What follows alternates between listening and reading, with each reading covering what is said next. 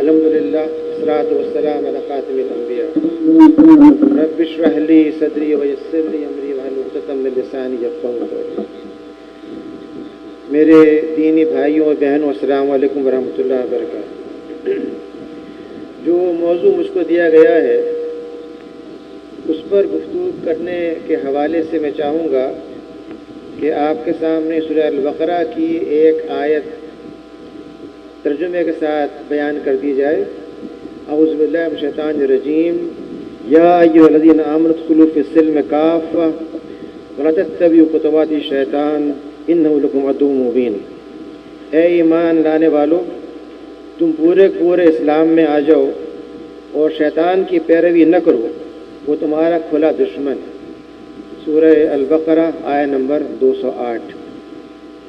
قرآن کریم جو ہمارے لیے ہدایت ہے، دستور حیات ہے، جو قیامت تک کے لیے ہمیں یہ بتاتا ہے کہ ہمیں کن خطرات کا سامنا کس طرح سے کرنا ہے، وہ یہاں پر یہ بات سمجھا رہا ہے کہ اپنی زندگی کے اندر اسلام کو مکمل طور پہ داخل کر لیا جائے۔ ہر وہ کام جو ہم کرتے ہیں اللہ تعالیٰ کی مرضی اور اس کی خوشی کا پابند ہو جائے، اور ساتھ ہی یہ فرمایا جا رہا ہے کہ شیطان کے راستوں سے بچا جائے کیونکہ وہ کھلا دشمن ہے۔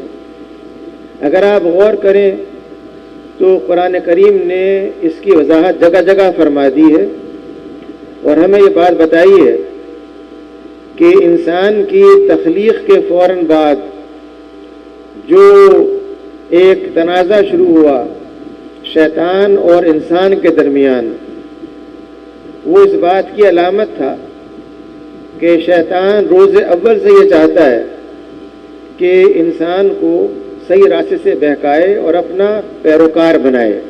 چنانچہ اس نے حضرت آدم اور سیدہ حوا کو یہ بات سجھائی کہ جس درخت کے پاس جہاں سے منع کیا گیا ہے اس درخت کے پاس جائیں، اور اس بات کو سن کر کے جب انہوں نے اس پہ عمل کیا تو فوری طور پہ جو اس کے نتائج نکلے وہ آپ کے سامنے قرآن پاک سے رکھے ہیں کہ ان کی شرمگاہیں کھل گئیں۔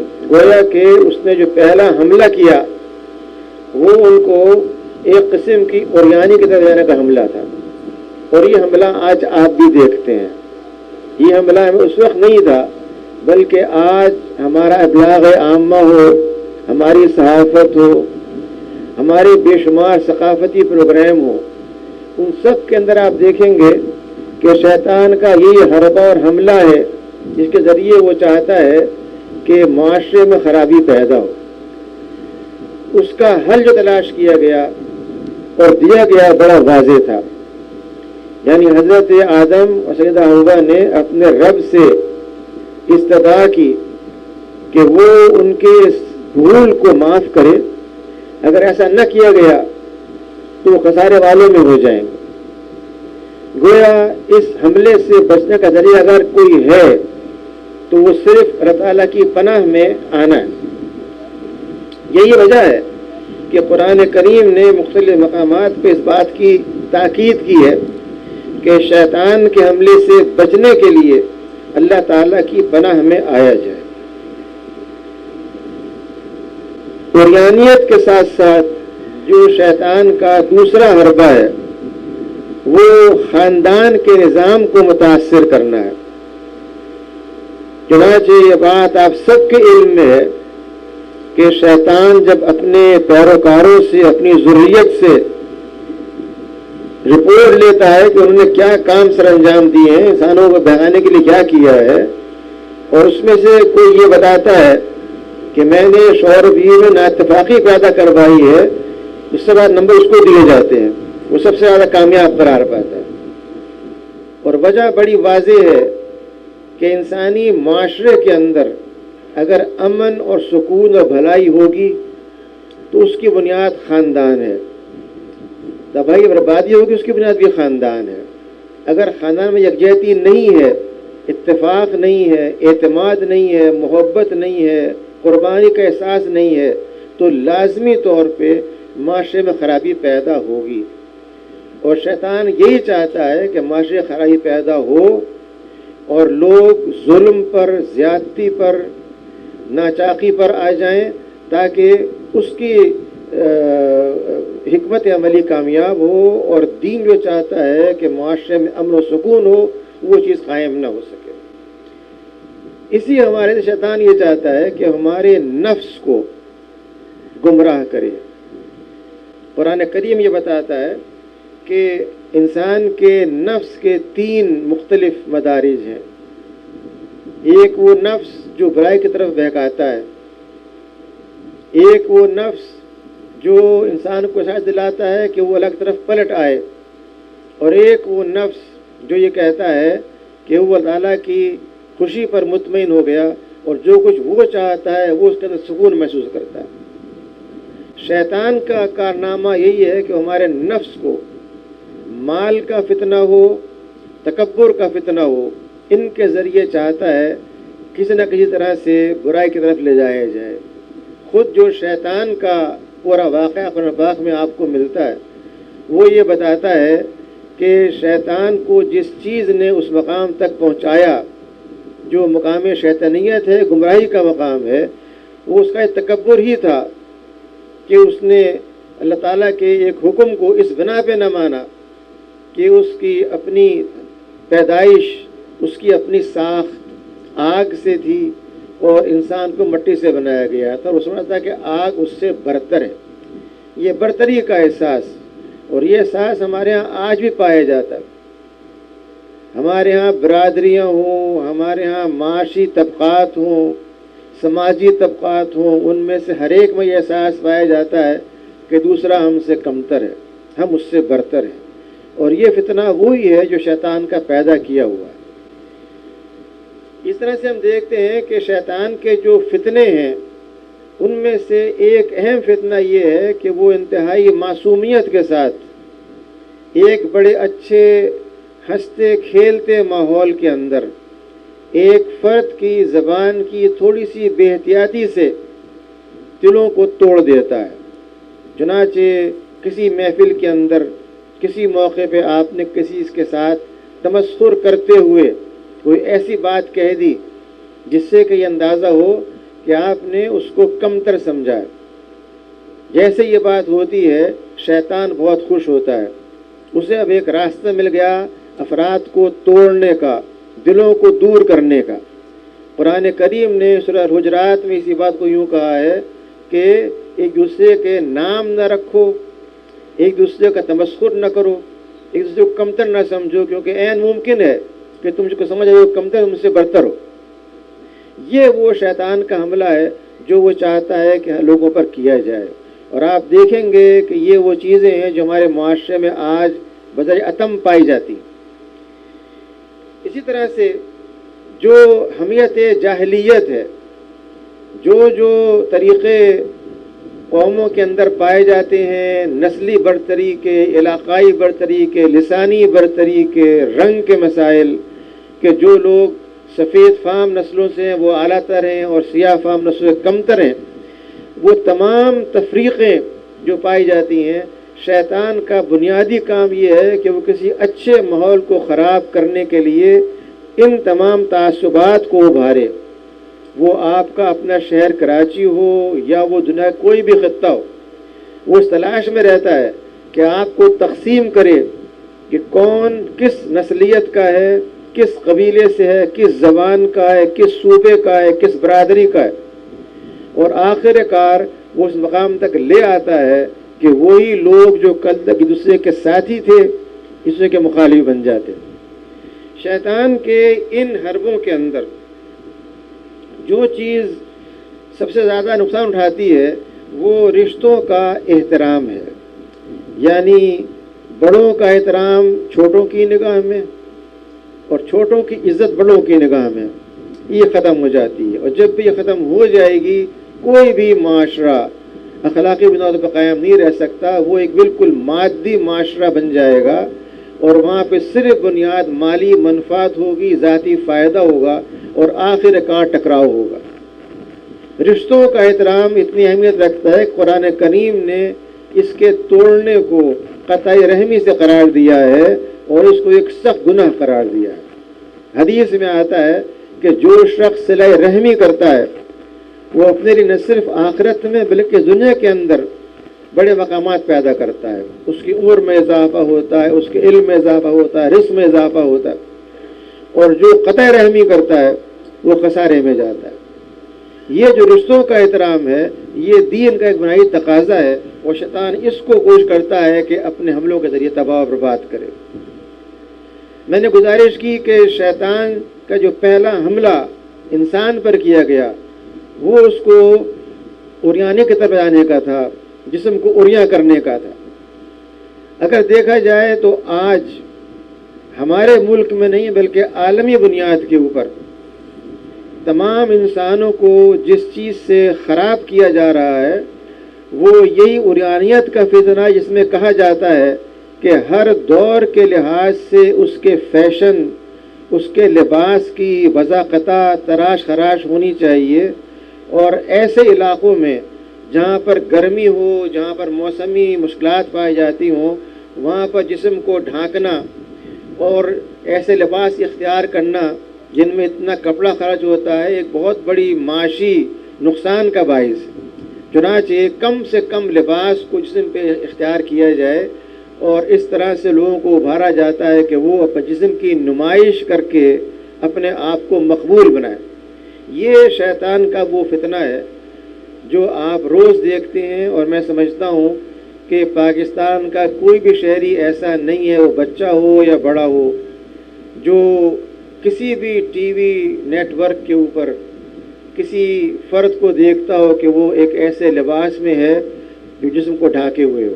ہمارے ہاں یہ عریانیت عام سے عام ہوتی جا رہی ہے۔ اس کے نتیجے میں انسان کے جذبات کا ابھرنا، انسان کے تعلقات کا خراب ہونا، برائی کا پھیلنا ایک فطری عمل ہے، اور جب یہ چیز اتنی مرتبہ کی جاتی ہے کہ یہ عادت بن جائے تو پھر وہ قوم اس کو برائی سمجھنا بھی چھوڑ دیتی ہے۔ حدیث میں جو بات آتی ہے کہ برائی کو دیکھ کر کے ایک مومن کا کام یہ ہے کہ وہ اس کو ہاتھ سے دور کرے، ورنہ کم از کم زبان سے دور کرے، ورنہ دل میں برا جانے۔ ایک برائی کا نشر کرنا اور بار بار دہرانا لوگوں کو اس کا اتنا عادی بنا دیتا ہے کہ لوگ کہتے ہیں کہ یہ تو ہو ہی رہا ہے، ہم کیا کر سکتے ہیں۔ میں سمجھتا ہوں کہ شیطانی حملوں کو روکنے کے لیے جو پہلا کام ہمیں کرنا ہوگا وہ اس بات کا احساس کہ ہمارے لیے نجات کس چیز میں ہے، اپنے فوری فائدوں کے اندر، فوری شہرت کے اندر، فوری مقبولیت کے اندر، یا رب کریم کے سامنے کامیابی میں۔ اگر دین کا تقاضا یہ ہے کہ مستقل کامیابی کے لیے اس دنیا کے اندر آپ کچھ تکلیف بھی اٹھا لیں، وہ تکلیف اٹھانی ہمارے لیے خوشی کا باعث ہونی چاہیے۔ گویا پہلا کام یہ ہونا چاہیے ہم جیسے لے کے دیکھیں کہ ہمارا ایمان، ہمارا اعتماد اللہ سبحانہ و تعالیٰ کے اوپر، اللہ کی کتاب کے اوپر، اللہ کے رسول صلی اللہ علیہ وسلم کے اوپر کتنا ہے۔ جتنا اس میں اضافہ ہوگا اتنا جو بھی معاشرے کے اندر خرائی پھیل رہی ہے اس سے ہماری نفرت میں اضافہ ہوگا، اتنا ہی ہم چاہیں گے کہ معاشرے میں بھلائی پیدا ہو۔ دوسری بات جو انتہائی ضروری ہے وہ یہ کہ خاندان کے اندر ایسی فضا پیدا کی جائے جو للہیت کی فضا ہو۔ خاندان کے اندر آپ کی گفتگو، آپ کا رہن سہن، آپ کا بولنے کا انداز، اگر ایک صاحب خانہ اپنے اہل خانہ کے ساتھ درستگی کے ساتھ بات کرتا ہے، سختی سے بات کرتا ہے، یہ سنت کے منافی ہے۔ اگر ایک اہل خانہ اپنے گھر والوں کو وقت نہیں دیتا، یہ سنت کے منافی ہے۔ اگر ایک اہل خانہ اپنے گھر والوں کے ساتھ محبت کا رویہ نہیں رکھتا، ان پہ خرچ نہیں کرتا، یہ سنت کے خلاف ہے۔ گویا وہ تمام چیزیں جو اہل خانہ کو جوڑنے والی ہیں اور جو سنت مبارکہ سے ثابت ہیں، جب تک انہیں اختیار نہ کیا جائے گا اس وقت تک خاندان کا نظام باقی نہیں رہ سکتا۔ ہمارے ملک کا یہ المیہ ہے کہ ہم بہت تیزی کے ساتھ خاندان کے نظام کو ٹوٹتے ہوئے دیکھ رہے ہیں اور اس کی اصلاح نہیں کر رہے۔ شیطان کے حملے اسی وقت ناکام ہو سکتے ہیں جب آپ کے گھر کا قلعہ سب سے زیادہ مضبوط ہو، گھر کے اندر ہر فرد وہ شوہر ہو، بیوی ہو، بھائی ہو، بہن ہو، وہ بہو ہو، وہ کوئی بھی گھر کا فرد ہو، ان کے اندر جب تک دین کی اہمیت نہیں ہوگی اور وہ جب تک برائی کو، فحاشی کو فحش سمجھتے ہوئے اسے اپنے آپ کو نہیں بچائیں گے، اس وقت تک گھر کا محاذ برقرار نہیں رہ سکتا۔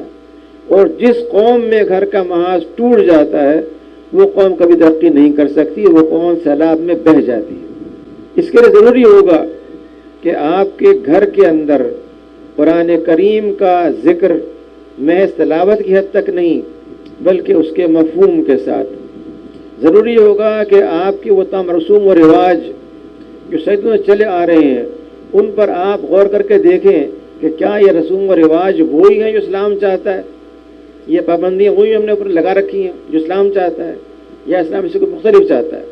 اور جب آپ رسوم و رواج کو یہ سمجھتے ہوئے چھوڑ دیں کہ یہ اللہ تعالیٰ کے دین کے خلاف ہیں، وہی موقع ہوگا جب آپ کا خاندان مستحکم اور مضبوط ہو کر کے دوسروں کو تقویت فراہم کرے گا۔ دوسری وجہ چیز یہ ہے کہ قرآن پاک نے بار بار اس بات کو متوجہ کیا ہے کہ ہر فرد انفرادی حیثیت سے اور ہر معاشرہ اجتماعی حیثیت سے اس بات پر جواب دہ ہے کہ وہ کہاں تک بھلائی کو لوگوں تک پہنچا رہا ہے۔ آج بھلائی کو پہنچانے کے ذرائع پہلے سے بہت زیادہ ہیں۔ آج آپ جو یہ یہاں تشریف لائے ہیں یہ ایک بھلائی کے پھیلانے کا ذریعہ ہے کہ چھٹی کے دن جب آپ آرام کر سکتے تھے، کہیں جا کر کے تفریح کر سکتے تھے، آپ نے پسند کیا کہ آ کر کے دین کے حوالے سے کچھ موضوعات پہ گفتگو کی جائے، اپنے آپ کو منظم کیا جائے۔ یہ جو امر بالمعروف کا فریضہ ہے یہ ہر فرد پر، وہ مرد ہو، خاتون ہو، بچہ ہو، بڑا ہو، اسلام نے عائد کر دیا ہے۔ اس کے لیے شرط نہیں ہے کہ آپ نے جب تک قرآن کریم کو مکمل طور پر سمجھ نہ لیا ہو آپ بات نہ کریں۔ حدیث شریف میں آتا ہے کہ بلغوا عنی ولو آیا، اگر مجھ سے ایک آیت بھی تم تک پہنچی اس کو دوسروں تک پہنچاؤ، یہ تمہارا فریضہ۔ اگر ایک شخص ایک آیت بھی نہیں پہنچا سکتا تو کم از کم وہ ایک مسکراہٹ سنت نبوی کو پہنچا سکتا ہے۔ سنت نبی کا مطلب یہ ہے کہ ہر وہ کام جو آپ نے سر انجام دیا ہے اگر آپ نے مسکرا کر کے استقبال کیا ہے اور آپ یہ کام کرتے ہیں تو آپ امر معروف کر رہے ہیں۔ عمل معروف محض تقریر کا نام نہیں ہے بلکہ اس عمل کا نام ہے جو ہمارے پاس نبی نے چھوڑی ہے، جس کو ہمیں اختیار کرنا ہے۔ اس لیے قرآن کریم کا علم جتنا آپ کے پاس ہو، سیرت پاک کے بارے میں جو کچھ آپ جانتے ہوں، کم از کم اس حد تک اپنے اہل خانہ کو، اپنے اہل محلہ کو اس بات کا پہنچانا یہ ایک فریضہ ہے۔ اب سے چند سال پہلے یہ ایک عام روایت تھی کہ جو لوگ محلے میں رہتے تھے اگر وہاں پہ کوئی شخص بزرگ ہے اور معلوم ہو رہا ہے کہ اس کے بال سفید ہونے لگے ہیں تو اس کا احترام بڑھ جاتا تھا اور وہ یہ سمجھتا تھا کہ محلے کے تمام نوجوانوں پہ اس کا ایک اختیار ہے۔ نوجوان سمجھتے تھے یہ ہمارا بزرگ ہے، اگر کسی بات سے منع کر رہا ہے تو اچھی بات ہی ہوگی۔ جب تک آپ یہ روح دوبارہ تازہ نہیں کریں گے کہ آپ کے نوجوانوں میں ان لوگوں کا احترام پیدا ہو جو عمر میں تجربے ان سے زیادہ ہیں، اور جو عمر میں زیادہ ہیں ان میں دین کے حوالے سے یہ احساس پیدا ہو کہ ہمیں صرف اس بات کی تلقین کرنی ہے، اس بات پر متوجہ کرنا ہے جس کا دین نے حکم دیا ہے۔ یہ مسئلہ ان کے ذاتی انا کا نہ بن جائے کہ چونکہ وہ اپنا آپ بزرگ سمجھتے ہیں ہر بات کو وہ دوسروں پہ نافذ کرنا چاہیں، بلکہ وہ خود سوچیں کہ جو کچھ وہ کہہ رہے ہیں کہاں تک یہ چیز دین سے مطابقت رکھتی ہے۔ شیطان وہاں بھی چاہتا ہے کہ گھسے، اور گھسنے کے بعد آپ کو احساس دلائے کہ آپ اتنے باوقار آدمی ہیں، محلے میں آپ کی اتنی شہرت ہونی چاہیے، اور فلاں شخص نے آپ کو نہ سلام کیا نہ اس نے جھک کے آپ سے بات کی۔ گویا وہ آپ کے نفس کے فتنے کو ابھار کے آپ میں تکبر پیدا کرنا چاہے گا۔ اس لیے جو حضرات نصیحت کریں ان پر بھی یہ لازم ہے کہ اپنا جائزہ لے کر کے دیکھیں کہ جو بات وہ کر رہے ہیں وہ کہاں تک اللہ کے خوف کی بنا پر ہے اور کہاں تک اس بنا پہ سمجھتے ہیں کہ وہ اس محلے کے چودھری ہیں، اس محلے کے بڑے ہیں، جو وہ کہیں گے وہ ہونا چاہیے۔ اس چیز سے اپنے آپ کو بچاتے جب کام کیا جائے گا اس وقت یہ امر بالمعروف ہے، اس وقت یہ بھلائی کا پھیلانا ہے، نیکی کا پھیلانا ہے۔ تیسری بات جو قرآن پاک نے ہم کو سمجھائی ہے وہ یہ کہ اس امر بالمعروف کے ساتھ ساتھ اس برائی کو جو برائی ہے نہ صرف برائی کہا جائے بلکہ اس کو روکنے کا بندوبست کیا جائے۔ مشہور حدیث ہے جس میں فرمایا گیا ہے کہ اگر ایک ایسی کشتی ہے جس کے کہ 2 لیول ہیں اور اوپر کا لیول کے اوپر جو لوگ بیٹھے ہوئے ہیں وہ یہ سمجھتے ہیں کہ ان کے پاس پانی کا ذخیرہ ہے اور نیچے والے جو ہیں وہ پانی لینے آتے ہیں اوپر، ان کو تکلیف ہوتی ہے اور وہ انہیں کچھ برا بھلا کہتے ہیں، تو نیچے والے اس بنا پر کہ ہم اوپر جا کے پانی لاتے ہیں برا بھلا سنتے ہیں، کشتی میں سوراخ کر کے چاہیں کہ پانی پینے سے نکال لیا جائے، اور یہ کام سب لوگ دیکھ رہے ہوتے ہوئے اور منع نہیں کر رہے تو انجام کار کیا ہوگا؟ پوری کشتی ڈوب جائے گی۔ نبی صلی اللہ علیہ وسلم نے اور قرآن کریم نے وہ مثالیں دی ہیں جو ہمارے روزمرہ دیکھنے میں سمجھ میں آتی ہیں۔ یہ اتنی آسان سی مثال ہے جو بتاتی ہے کہ آپ ایک ایسی کشتی میں سوار ہیں، جو زندگی کا سفر آپ کر رہے ہیں کشتی کے اندر، اس میں اگر آپ دوسرے کو منع نہیں کریں گے، جو سوراخ کر رہا ہے کشتی کے اندر اس کو توڑ رہا ہے تو وہ بھی جائے گا، آپ بھی ساتھ میں جائیں گے۔ یہ خیال بے بنیاد ہے کہ یہ ہمارا ذاتی معاملہ ہے۔ دین کے اندر کوئی چیز ذاتی معاملہ نہیں ہے، یہ ایک خالصتاً مغربی تصور ہے کہ میری اپنی زندگی ہے، میرے اپنے معاملات ہیں، میرا اپنا سب کچھ کام ہے، آپ کو سے کیا غرض ہے؟ دین یہ بتاتا ہے کہ آپ میں سے ہر ایک کا دوسرے پر حق ہے، اور یہ حق جو ہے یہ لیگل رائٹ ہے، یہ محض اخلاقی معاملہ نہیں ہے۔ اسے جو لفظ استعمال کیا گیا حقوق العباد کہا گیا ہے، محض پریویلیج نہیں ہے، لوگوں کے محض کوئی فیور نہیں ہے، بلکہ یہ ایک رائٹ ہے، اور وہ رائٹ یہ ہے کہ آپ اگر دیکھتے ہیں کہ برائی ہو رہی ہے تو اس کو روکنے کا پورا بندوبست کیا جائے، اقدامات کیے جائیں۔ لازمی طور پر عقل مطالبہ کرتی ہے کہ برائی کو روکنے کے لیے آپ چاہیں گے کہ حکمت کے ساتھ، محبت کے ساتھ، بھلائی کے ساتھ اس کا اصلاح کی جائے۔ آپ نہیں چاہیں گے کہ بھلائی کی بات کرنے کے لیے آپ کا لہجہ کرخت ہو، آپ کا چہرہ غصہ آور ہو، آپ لوگوں کو سب کے سامنے انسلٹ کریں، بلکہ آپ لازماً چاہیں گے کہ بھلائی کے ساتھ، محبت کے ساتھ، نرمی کے ساتھ ایک بات کو سمجھایا جائے۔ گویا دین کی دعوت امر بالمعروف نہی عن المنکر کے لیے لازمی ہوگا کہ حکمت کے ساتھ، عقل مندی کے ساتھ بات کو کیا جائے، بھونڈے پن سے بات کو نہ کیا جائے۔ جب یہ کام کیا جائے گا امر بالمعروف نہی عن المنکر، تو اس کے نتیجے میں ایک ایسی جماعت پیدا ہونی چاہیے جو بھلائی میں اتفاق کرتی ہو، اور یہ بات آپ میں سے ہر ایک کو معلوم ہے کہ اگر آپ برائی کا مقابلہ کر رہے ہیں اور آپ تنہا ہیں، اس کے مقابلے میں آپ 3-4 افراد ہیں تو آپ ایک جماعت بن جاتے ہیں، اور جماعت لازمی طور پہ زیادہ مؤثر ہوتی ہے ایک فرد کے مقابلے میں۔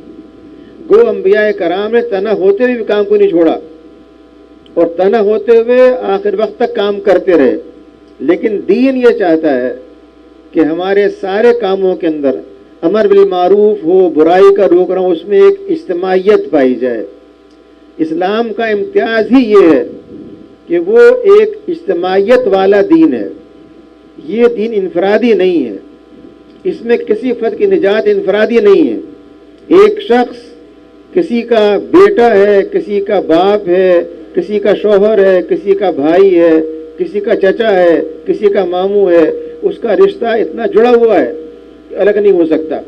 یہ اجتماعیت ہے جس کی بنا پہ کہا گیا ہے کہ تم اس میں کوئی حرج نہیں ہے، تم اپنے باپوں کے ہاں سے، ماں کے ہاں سے، بھائی کے ہاں سے، پھوپھی کے ہاں سے، خالہ کے یہاں کھانا کھا سکتے ہو۔ یہ اجتماعیت ہے۔ اسلام اس کا قائل نہیں ہے کہ آپ پہلے ایک فیکس بھیجیں، ٹیلی فون کریں، SMS کریں کہ محترم خالہ صاحبہ تکلیف تو نہیں ہوگی، میں آ کے آپ کے کھانا کھا سکتا ہوں۔ یہ ایک اجتماعی دین ہے جو یہ چاہتا ہے کہ رشتے بڑھیں، محبتیں استوار ہوں، تعلقات پیدا ہوں۔ اس بنا پہ جو کام بھی امر معروف کیا جائے گا، بھلائی کا کام کیا جائے گا، اس کے لیے لازمی ہوگا کہ لوگ مل کر کے اپنے آپ کو یکجا کریں۔ آپ کا یہاں پہ تشریف لانا، اس میں شرکت کرنا اس بات کی علامت ہے کہ آپ اجتماعیت کے قائل ہیں، اور آپ چاہتے ہیں کہ یہ جو یہاں پہ مرد عورتیں بیٹھے ہوئے ہیں، یہ سب مل کر کے بھلائی کو پھیلانے میں اور برائی کو مٹانے میں ایک دوسرے کا ساتھ دیں۔ مجھے یقین ہے کہ جہاں کہیں بھی برائی کے مقابلے پہ بھلائی مجتمع ہوتی ہے تو اس میں کئی گنا زیادہ قوت پیدا ہو جاتی ہے۔ قرآن کریم نے اس بات کو یوں کہا ہے کہ اگر تم میں سے 20 صابر ہوں گے تو وہ 200 افراد پر غالب آئیں گے۔ یہ جو صابر کی اصطلاح ہے قرآن کریم کے اندر، یہ وہ نہیں ہے جو ہم سمجھتے ہیں کہ آدمی ہیلپ لیس ہو کر کے، مجبور ہو کر کے خاموش ہو جائے، بلکہ صابر کا مطلب یہ ہے کہ وہ فرد جو پوری قوت کے ساتھ جم کر کے استقامت کے ساتھ بھلائی کو قائم کرنے میں لگا ہوا ہے، اس سے بے پرواہ ہے کہ مخالفین کتنے کتنے نہیں ہیں۔ ان کے بارے میں کہا جا رہا ہے اگر وہ 20 افراد جمع ہو جاتے ہیں تو ان کو 200 پہ غالب آنا چاہیے۔ اگر ایسا نہیں ہو رہا تو یہ سوچنے کی ضرورت ہے کہ جو 20 افراد جمع ہوئے ہیں ان کا ایمان کس درجے پر ہے۔ اگر ان کا ایمان اس درجے کا ہے جو قرآن کریم کہتا ہے تو پھر قرآن پاک کا فرمانا بالکل حق ہے قیامت تک کے لیے۔ ان کو لازمی طور پہ 200 افراد سے زیادہ قوی ہونا چاہیے، ان کی اثر انگیزی بڑھنی چاہیے، ان کی دعوت پھیلنی چاہیے، حق کو مقبول ہونا چاہیے۔ دین یہ چاہتا ہے کہ اس اجتماعیت کو ذہن میں رکھتے ہوئے کلیکٹیویٹی کو جو اس نے بنیاد بنائی ہے، دین کی بنیاد نماز کے اوپر ہے، نماز کی بنیاد جماعت کے اوپر ہے۔ اگر آپ نماز تنہا پڑھتے ہیں اور آپ جماعت سے پڑھتے ہیں تو اس کے اجر میں بے گنا فرق پایا جاتا ہے، وہاں پہ 19 گنا زیادہ ثواب آپ کو ملتا ہے۔ تو دین یہ چاہتا ہے کہ نہ صرف نماز کے معاملے بلکہ ہر معاملے میں اجتماعیت اختیار کی جائے۔ دین کی کوئی تعلیم ایسی نہیں ہے جو اجتماعیت کو ثابت نہ کرتی ہو۔ کوئی مسلمان تنہا حج نہیں کر سکتا، اجتماع میں حج ہوتا ہے۔ کوئی نماز مسجد میں تنہا نہیں ہوتی، جماعت سے ہوتی ہے۔ کوئی روزہ دنیا میں تنہا نہیں ہوتا، دنیا بھر میں لوگ روزہ رکھتے ہیں۔ کوئی زکوٰۃ تنہا نہیں ہوتی، تمام مسلمان مل کے زکوٰۃ دیتے ہیں اور افراد میں تقسیم کرتے ہیں۔ دین کی بنیادی اجتماعیت کے اوپر ہے۔ جب ہم دین کی اجتماعیت کو چھوڑ دیں گے اور محض افراد بن جائیں گے کہ مجھے اپنی ذات سے غرض ہے اور آپ جو چاہیں تباہ ہوتا ہے، مجھے کوئی پرواہ نہیں ہے، آپ میرے پڑوسی ہوں اور آپ کے ہاں روزانہ برائیاں پھیل رہی ہوں، مجھے کوئی پرواہ نہیں ہونی چاہیے، تو پھر گویا کہ ہم نے نہ دین کو سمجھا نہ دین پہ عمل کیا، بلکہ ہم نے اس مغربیت کو، اس مادیت کو اختیار کر لیا جو یہ کہتی ہے کہ ہر چیز میری اپنی ہے اور یہ میری پرسنل لائف ہے، میرا پرسنل معاملہ ہے۔ دین کے اندر پرسنل معاملہ کوئی بھی نہیں ہے۔ ہر وہ چیز جسے ہم پرسنل سمجھتے ہیں عام طور پر، وہ دین کے اندر اجتماعیت کا ایک حصہ ہے۔ اگر ایک شخص کے گھر میں ناچاقی ہو رہی ہے، اس کا ذاتی معاملہ نہیں ہے، یہ پورے خاندان کا معاملہ ہے، پورے معاشرے کا معاملہ ہے۔ اس لیے اس میں کہا گیا ہے کہ تم تحکیم کرواؤ، لا کر کے گھر کے افراد کو بٹھا کر کے مسئلے کا حل کرواؤ۔ اگر یہ نہیں ہوتا ہے تو پھر جو قاضی ہے اس مسئلے کا حل کرے اور اجتماعی مسئلے کا حل کیا جائے۔ گویا دین یہ چاہتا ہے کہ امر بالمعروف کے لیے، بھلائی کے پھیلانے کے لیے، برائی کو روکنے کے لیے، شیطان کے حملوں کو ناکام بنانے کے لیے تنہا ایک فرد کا کسی ٹی وی چینل کو SMS کر دینا کہ آپ کا فلاں اشتہار بہت اخلاق کے منافی ہے، اسے آپ بند کریں، اس کے مقابلے میں اگر ایک اشتہار کے حوالے سے ایک چینل کو 500 افراد ایک وقت میں SMS بھیجتے ہیں تو دنیا کا کوئی چینل ایسا نہیں ہے جس کو برداشت کر سکے۔ دنیا کے تمام ٹی وی چینل جس بات کے محتاج ہیں وہ ان کی رینکنگ ہے کتنے لوگ دیکھ رہے ہیں۔ اگر ان کے 500 افراد 5000 افراد انکار کرتے ہیں کہ ہم اس کو نہیں دیکھیں گے، اسی وقت اپنی اصلاح کریں گے۔ مسئلہ سارا یہ ہے کہ ہم برائی کو دیکھتے ہیں، ہم خاموش رہتے ہیں۔ برائی کو دیکھ کر کے اس پر رد عمل اور اجتماعی طور پر رد عمل، یہ اس کا حل ہے۔ اگر یہ کیا جائے گا تو شیطان کے حملے کوئی کامیاب نہیں ہو سکتے، ان کو ناکام ہونا پڑے گا، وہ میدان چھوڑ کے بھاگے گا، اس کو پناہ نہیں ملے گی۔ لیکن اگر آپ یہ سمجھ لیں کہ چونکہ تمام زیادہ برائی پھیلا رہے ہیں، ہم کس کس کو لکھیں گے، کس کس کو پکڑیں گے، کس کس سے جھگڑا مول لیں گے، کس کس کے ساتھ ہم اپنے آپ کو بدنام کریں گے، تو پھر کوئی اچھائی پیدا نہیں ہو سکتی۔ اچھائی کا مطلب ہی یہ ہے کہ آپ ذمہ داری کے ساتھ اپنے فریضوں کو ادا کریں، جو حق معاشرے کے وہ آپ ادا کریں، جو حق آپ کے پڑوسیوں کے وہ آپ ادا کریں، اور جب تک وہ ادا نہیں کیے جاتے اس وقت تک کوئی معاشرہ ترقی نہیں کر سکتا۔ اسلام کے اصولوں میں یہ بات شامل ہے کہ جو حقوق ہیں، حقوق کی بحالی انتہائی ضروری ہے، اور ان حقوق میں یہ بات شامل ہے کہ اگر آپ کا پڑوسی بھوکا ہے اور آپ کھا رہے ہیں تو آپ جواب دیں اللہ تعالیٰ کے سامنے۔ اگر ایک شخص بیمار ہے اور آپ کو علم ہے اور آپ نہیں جاتے اس کو دیکھنے کے لیے، آپ جواب دیں اللہ تعالیٰ کے سامنے۔ حدیث قدسی کے الفاظ ہیں یوم حشر کے اندر ایک فرد سے کہ میں بیمار تھا تو میرے پاس نہیں آیا، وہ کہا آپ کیسے بیمار ہو، آپ تو شفا دینے والے ہیں، آپ تو خالق کائنات ہیں۔ فرمایا جائے گا کہ میرا فلاں بندہ بیمار تھا، تجھے معلوم تھا، اگر تو آ جاتا مجھے اس کے پاس پاتا۔ گویا جو حقوق ہیں وہ حقوق ایسے ہیں کہ آپ کو نظر انداز نہیں کر سکتے، اور ان حقوق کے اندر امر بالمعروف ایک بنیادی حق ہے، اور یہ مطالبہ کرتا ہے کہ جہاں کہیں بھی آپ کے خیال میں برائی پائی جاتی ہے اور نیکی کو پھیلانے کا فرض آپ پہ عائد ہوتا ہے، وہاں پہ اگر آپ اس میں پیچھے ہیں تو یہ جواب دہی آخرت کے اندر ہم میں سے ہر ایک کے ساتھ ہونی ہے۔ اگر ہم یہ چاہتے ہیں کہ آخرت میں کامیاب و کامران ہوں تو ہمیں دین کی اجتماعیت کو سمجھتے ہوئے افراد کے حقوق کو ادا کرنا ہوگا۔ وہ فرد چاہے شوہر کا بیوی کے حوالے سے ہو، بیٹے کا باپ کے حوالے سے ہو، بھائی کا بہن کے حوالے سے ہو، اس کو جب تک ادا نہیں کریں گے اور یہ سمجھیں گے کہ نہیں میرا معاملہ نہیں ہے، اس کا ذاتی معاملہ ہے، اس وقت تک ہم بچ نہیں سکتے۔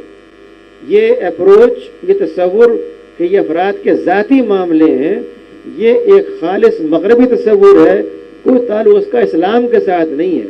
اسلام یہ چاہتا ہے کہ آپ شیطان کے محاذ کا مقابلہ کرنے کے لیے ایک اہل حق کا محاذ پیدا کریں، اور اہل حق ہر اس چیز کو جو قرآن سنت سے ثابت ہے بغیر کسی حیل و حجت کے، بغیر کسی شرم کے، بغیر کسی تکلف کے لے کر کے آگے بڑھیں۔ آپ دیکھیں گے کہ شیطان اپنی بڑی سے بڑی اطاعت کے ساتھ بھی خائف ہو کر کے میدان چھوڑے گا، یہ ناممکن ہے۔ اب تک کی تاریخ یہ بتاتی ہے انسانیت کی کہ شیطان کبھی بھی حق مقابلے پہ نہیں جم سکا۔ وہ اہل مکہ جنہوں نے رسول والسلام کو ہجرت پر مجبور کیا تھا، وہی اہل مکہ آخر کار شکست کھائی، انہوں نے، وہ ناکام ہوئے اور اسلام وہاں پہ داخل ہوا، حق کو وہاں پہ کامیابی ہوئی۔ تاریخ میں کوئی موقع ایسا نہیں ہے جب کہ کفر اور ظلم کے مقابلے میں حق کامیاب نہ ہوا ہو۔ آج بھی اللہ تعالیٰ کا یہ وعدہ ہے کہ اگر ہم اس کے دین کو جیسا وہ ہے بغیر کسی ملاوٹ کے اختیار کرتے ہوئے، مکمل دین کو دین مکمل داخل ہوتے ہوئے، اپنے آپ کو اس کا بندہ سمجھتے ہوئے اس دین کو لے کے آگے بڑھیں گے تو انشاءاللہ شیطان ہمارا مقابلہ نہیں کر سکے گا۔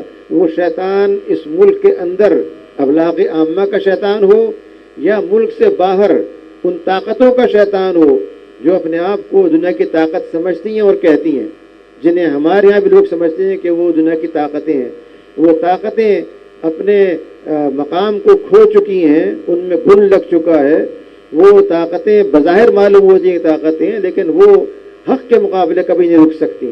اس لیے اس مقابلے میں جو چیز ہم میں سے ہر ایک کے طے کرنی کی ہے وہ یہ کہ ہم کہاں تک اپنے گھر کو، اپنی اولاد کو، اپنے محلے کو، اپنے معاشرے کو ان اصولوں کا پابند بنا سکتے ہیں جو دین نے ہم کو فراہم کیے ہیں، جو ہمارے پاس موجود ہے جو کہ تو، جن کے بارے میں یہ گارنٹی ہے کہ یہ کامیابی کا نسخہ ہیں۔ انہیں جہاں بھی اختیار کیا گیا ہے لوگ کامیاب ہوئے ہیں، کوئی وجہ نہیں کہ ہم کامیاب نہ ہوں۔ شیطان کا مقابلہ اسی وقت آپ کر سکتے ہیں جب آپ اپنے گھر کو ایسا محاذ بنائیں جو محبت کا، جو رواداری کا، تحمل کا، اظہار و قربانی کا مرکز ہو، اور جس کے نتیجے میں آپ کے ارد گرد کے افراد آپ سے یہ سبق لیں کہ جو شخص بھی اسلام کا نام لے کر کے ہمارے ساتھ شامل ہوتا ہے اس کی زندگی میں تبدیلی واقع ہوتی ہے، وہ ایک زیادہ خلیق، ملنسار، خاکسار انسان بنتا ہے، اس میں سے تکبر، رعونت، ذاتی بنیاد نفرت کی ختم ہو جاتی ہے اور وہ محبت کا پیکر بن جاتا ہے۔ جب تک یہ کام نہیں کیا جائے گا اس وقت تک شیطان کے حملے کامیاب ہوتے رہیں گے اور ہم تماشا دیکھتے رہیں گے۔ اگر ہمیں تبدیلی پیدا کرنی ہے تو آغاز اپنے گھر سے کرنا ہوگا، اپنے معاشرے سے کرنا ہوگا، اور اجتماعی طور پر دین کے دفاع کے لیے، دین کے پھیلانے کے لیے آگے بڑھنا ہوگا۔ واخر رب العالمین۔ میں چاہوں گا کہ سوالات آپ کے، اس کے لیے میں حاضر ہوں۔ سوالات یا اس میں اضافہ کو اضافہ کرنا چاہتے ہیں؟ بسم اللہ الرحمن الرحیم۔ انفرادی اور اجتماعیت کو ختم کرنے کے لیے کون سے ذرائع استعمال کیا ہے؟ آیا لٹریچر یا تبلیغ اس کے ذریعے؟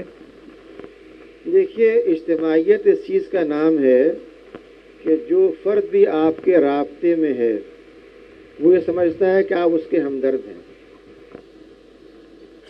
حدیث میں آتا ہے کہ الدین و نصیحہ، دین نصیحت ہے کا مطلب یہ ہے کہ خیر خواہی ہے، بھلائی ہے، اور جب بھی آپ کسی کی خیر خواہی اختیار کرتے ہیں، وہ کہے یا نہ کہے، اسے یہ احساس ہوتا ہے کہ آپ اس کے خیر خواہ ہیں۔ یہ وہ ذریعہ ہے جو آپ کے دلوں کو قریب لاتا ہے۔ اس کے مقابلے میں اگر آپ کسی پہ تنقید کرتے ہیں، اس کو برا بھلا کہتے ہیں، وہ سمجھتا ہے کہ آپ کو ذاتی عناد رکھتے ہیں اور آپ سے دور ہوتا ہے۔ اگر آپ وہی تنقید کرتے ہیں بھلائی کے ساتھ، آپ اسے ون کرتے ہیں۔ فرق ہے آپ کے انداز کا۔ اگر آپ یہ کہتے ہیں کہ آدھا گلاس خالی ہے، وہ کہتا ہے تو کچھ بات نہیں، آپ کا آدھا گلاس بھرا ہوا ہے، بڑا خوش ہوتا ہے آدمی۔ دین کی دعوت نام ہی اس چیز کا ہے کہ آپ ایک شخص کو ون کرتے ہوئے، اس کو قریب لاتے ہوئے دین کے اچھے پہلو پر متوجہ کریں۔ اس کا نام ہے نصیحت۔ اور جب آپ یہ کریں گے تو آپ دیکھیں گے کہ آپ کی دعوت انشاءاللہ انتہائی مقبول ہوگی، جڑیں پکڑے گی، اور لوگوں کو احساس ہوگا کہ آپ بغیر کسی غرض کے ان کے فائدے کے لیے بات کر رہے ہیں۔ جو آپ کی کامیابی کا راز ہے وہ کوئی سیاسی قوت نہیں ہے، معاشی قوت نہیں ہے، عصبیت نہیں ہے، قومیت نہیں ہے، لسانیت نہیں ہے، بلکہ وہ صرف اور صرف اخلاص نیت ہے۔ اسی لیے کہا گیا ہے کہ اخلاص نیت دین کی بنیاد ہے۔ دین کے اندر جب تک اخلاص ہے اور آپ کی نیت بالکل واضح ہے کہ آپ یہ کام اپنے لیے نہیں کر رہے، اللہ کے لیے کر رہے ہیں، تو وہ فرد لازمی آپ سے قریب آئے گا اور انشاءاللہ آپ کے ساتھ شامل ہوگا۔ خاندان کو شیطان سے بچانے کے لیے کیا رات دیر تک شادی میں شریک ہونا یا رات دیر سے شادی کا اہتمام کرنا یہ شیطان کا فتنہ ہے یا نہیں؟ دیکھیے، بعض مقامات پر کچھ چیزیں رواج پا جاتی ہیں۔ کراچی یا اور کچھ شہروں کا کلچر یہ بن گیا ہے کہ شادیاں دیر سے ہوتی ہیں۔ لوگ یہ پہلے سے تصور کر لیتے ہیں کہ اگر 9 بجے کہا ہے تو 11 بجے گھر سے نکلنا ہے۔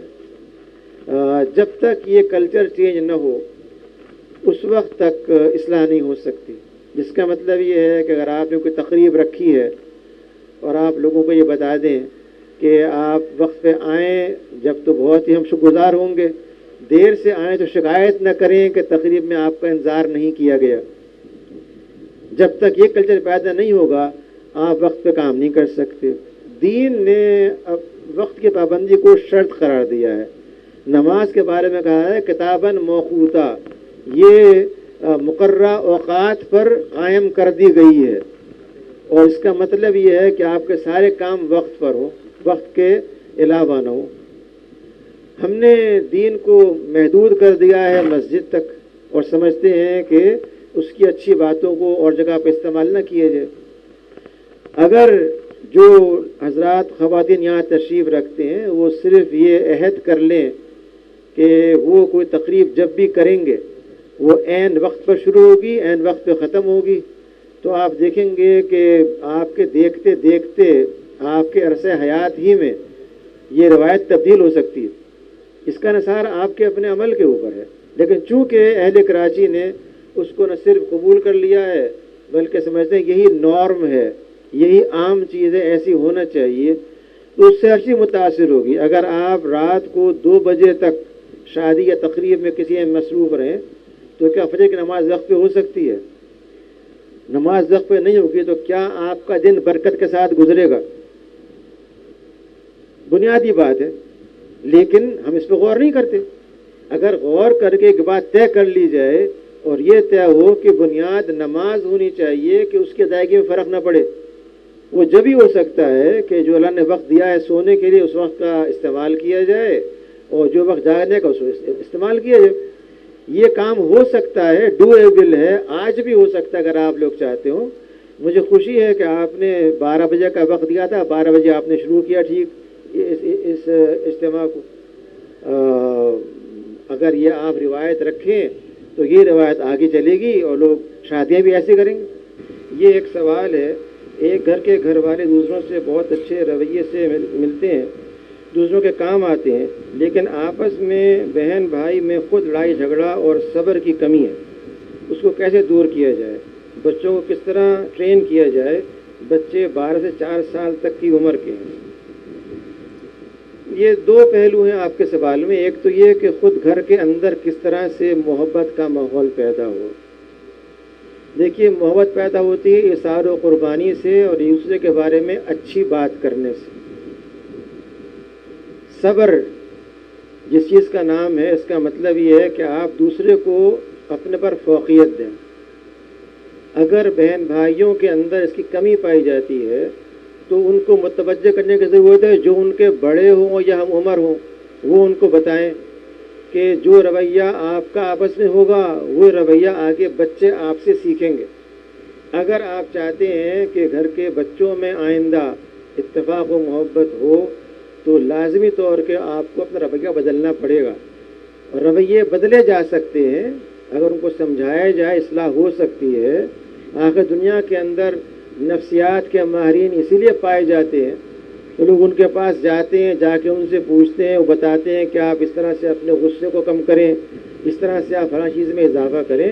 لوگ اس کے پیسے دیتے ہیں، ان کو فیس کے طرف پیسے دیتے ہیں اور ٹھیک ہو جاتے ہیں۔ تو کیسے نہیں ہو سکتا کہ کوئی گھر کا بزرگ یا کوئی اس کا ہم عمر اس کو صحیح مشورہ دے، ٹھیک نہ ہو؟ اس لیے یہ خاندان کے افراد کا فریضہ ہے، دوستوں کا فریضہ ہے کہ وہ ان کی اصلاح کریں۔ اور جب بچے یہ دیکھیں گے کہ ان کے بڑے کس طرح اس کے لیے قربانی کر رہے ہیں، وہ خود بھی ایسا ہی کریں گے۔ اگر اس میں اضافہ کرنے کی ضرورت ہو تو اس بات کی ضرورت ہے کہ بچوں کے اندر کوئی تفریق نہ کی جائے اور بچوں کو محبت کے ساتھ بار بار سمجھایا جائے کہ وہ اپنے کزن کا، اپنے بھائی کے بیٹے یا بہن کے بچوں کا کس طرح سے اپنے ساتھ استقبال کرے، ان کا کھلونوں کا شیئر کرنا، ساتھ کھیلنا، ان کا اپنے سویٹس کا شیئر کرنا کہ تم اپنا بسکٹ بھائی کو دو، اس کا تم لو۔ جب آپ ان کو یہ عادت ڈالیں گے اور یہ نہیں کہیں گے تمہارا بسکٹ تمہارا، اس کا بسکٹ اس کا ہے۔ ہمارے ہاں جو انفرادیت پیدا ہو گئی ہے اس کی بنیاد یہ ہے کہ ہم کہتے ہیں کہ جو کھانا آپ نے بچے کو دیا ہے اسکول کے لیے اس کا کھانا ہے صرف۔ اگر وہ کھانا جو آپ نے دیا ہے اس میں سے وہ ایک بسکٹ اپنے کلاس کے بچے کو کسی کو دیتا ہے اور ایک اس سے لیتا ہے تو یہ محبت کا رشتہ پیدا ہوگا، ورنہ کہیں پیدا نہیں ہوگا۔ ہم بناتے ہیں لوگوں کو ذات پرست، انفرادیت پرست، اور یہ بڑے خود کرتے ہیں۔ اس لیے گھر کے اندر بھی جب آپ یہ چاہیں کہ بچوں کی تربیت ہو تو آپ کو ان کو یہ سمجھانا ہوگا کہ وہ دوسروں کے لیے قربانی کرنا سیکھیں۔ خاندان کے رشتہ داروں سے والد یا والدہ کی ناچاقی ہوتی ہے، اس رشتے کو کس طرح سے قریب لایا جائے کہ والدین کا ادب بھی قائم رہے۔ دیکھیے، ناچاقی کی بنیاد دونوں ہوتی ہیں، والدین کا رویہ، بچوں کا رویہ بھی۔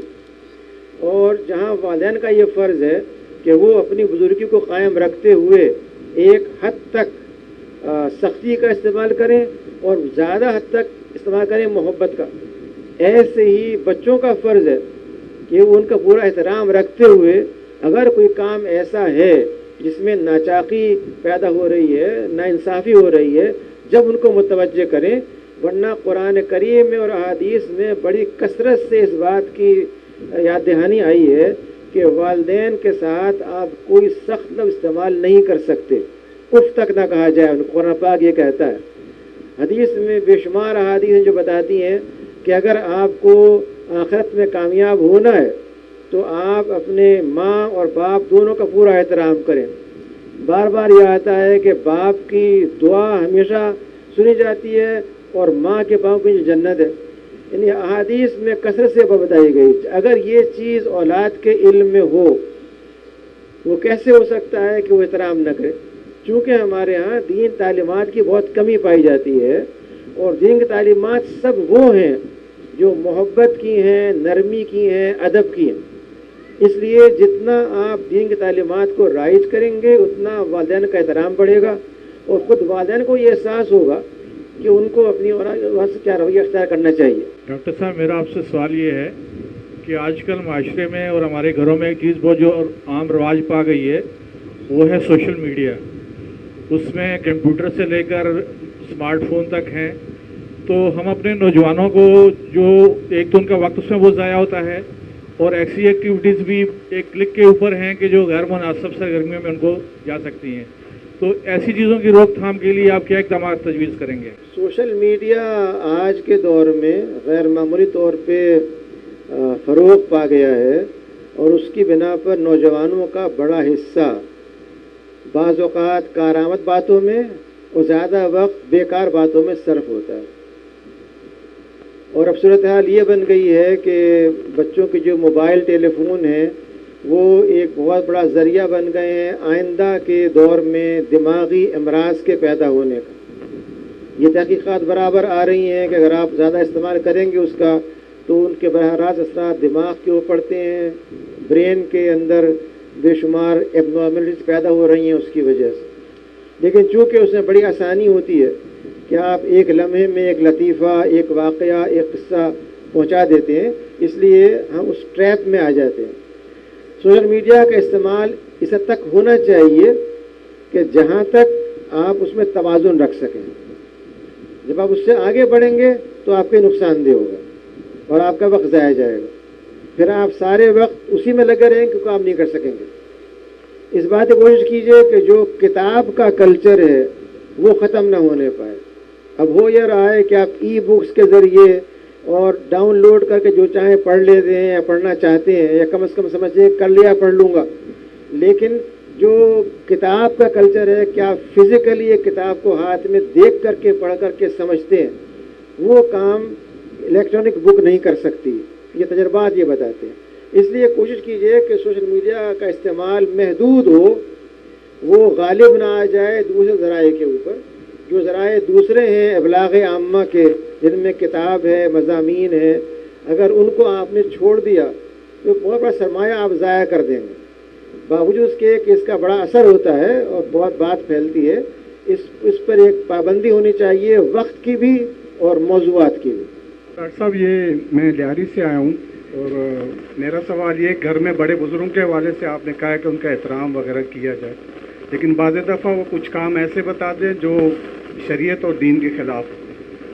ان کے کہنے پر ان کاموں سے کیسے بچا جائے اور ان پر کیا معاملہ کیا جائے، اس کے بارے میں بتا دیں. دیکھیے، قرآن پاک نے جو بات کہی ہے بنی اسرائیل میں، وہ یہی کہی ہے کہ اگر تمہارے والدین میں سے دونوں یا ایک بڑی عمر کو پہنچ جائے تو انہیں اف تک نہ کہو.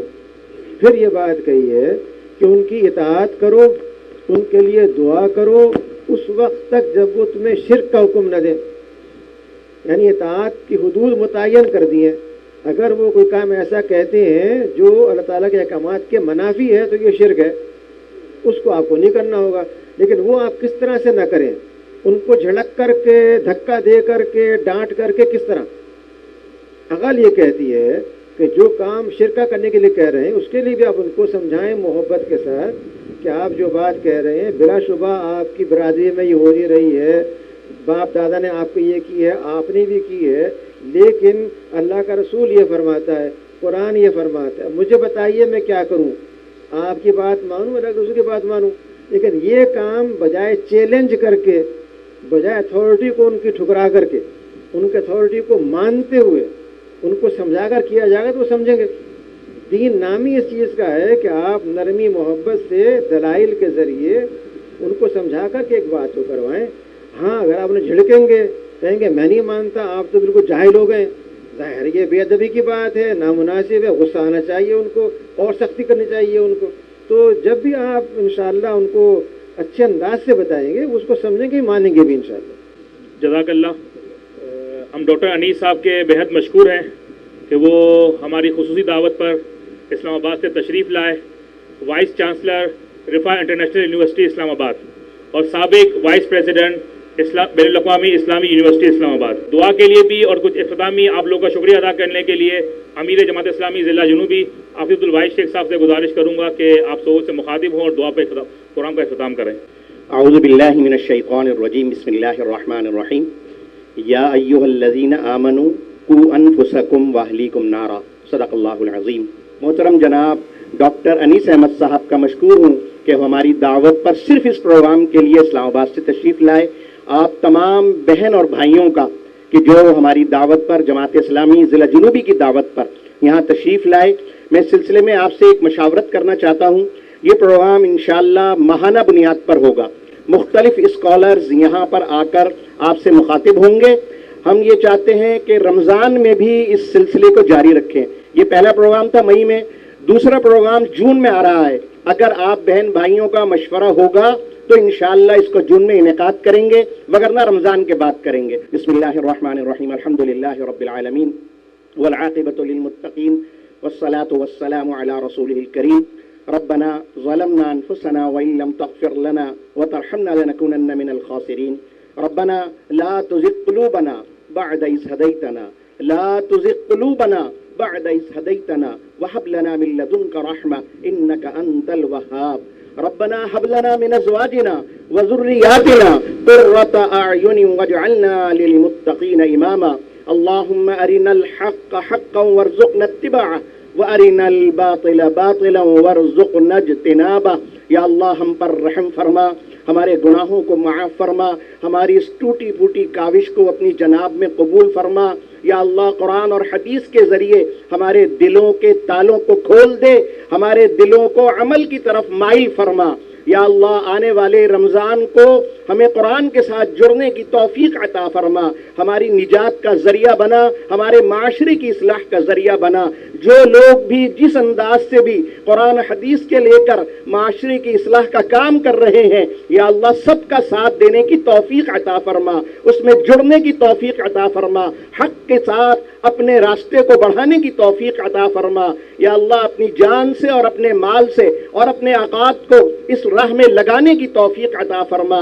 ہمارے بچوں کی اصلاح فرما, ہماری بچیوں کی اصلاح فرما, ان سب کی تربیت کرنے کی توفیق عطا فرما. یا اللہ اس پروگرام کو اپنی جناب میں قبول فرما.